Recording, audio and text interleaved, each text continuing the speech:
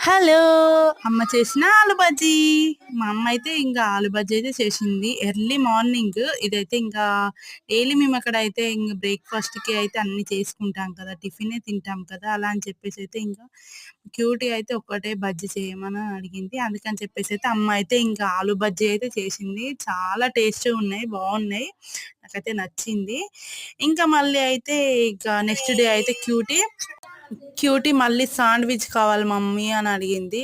ఇగ డ్యాడీ అయితే చిన్నోడి కోసం బ్రెడ్ అయితే తీసుకొచ్చిండు. ఇంకా అవైతే ఇంకెందుకులే వేస్ట్ చేయడం అని చెప్పేసైతే ఈ చిన్నోడైతే తింటుండు పర్లేదు. కానీ అయితే ఇంగా ఈమె కోసం అయితే ఏసిద్దామని చెప్పేసైతే ఇక్కడైతే శాండ్‌విచ్ అయితే చేసిచ్చాను. దీంట్లో వేయనీకైతే ఓన్లీ ఇంకా ఆనియన్ ఒక్కటే ఉండే. ఇంగ అదొక్కటే. ఇగ మళ్ళీ క్యారెట్ ఏసినా గూడా క్యూటీ తినదు అసలు. ఇగ అందుకని చెప్పేసి ఒక ఓన్లీ ఆనియనే ఏసి అయితే చేశాను. నెయ్యిలో కాల్చి అయితే ఇచ్చాను. బానే ఉంది ఇది కూడా.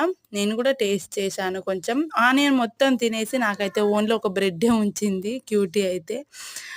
అలాగ వేయించినది అయితే తింటది. మామూలుగా అయితే ఆనియన్ అస్సలు తినదు కర్రీలో గాని. అదన్నమాట.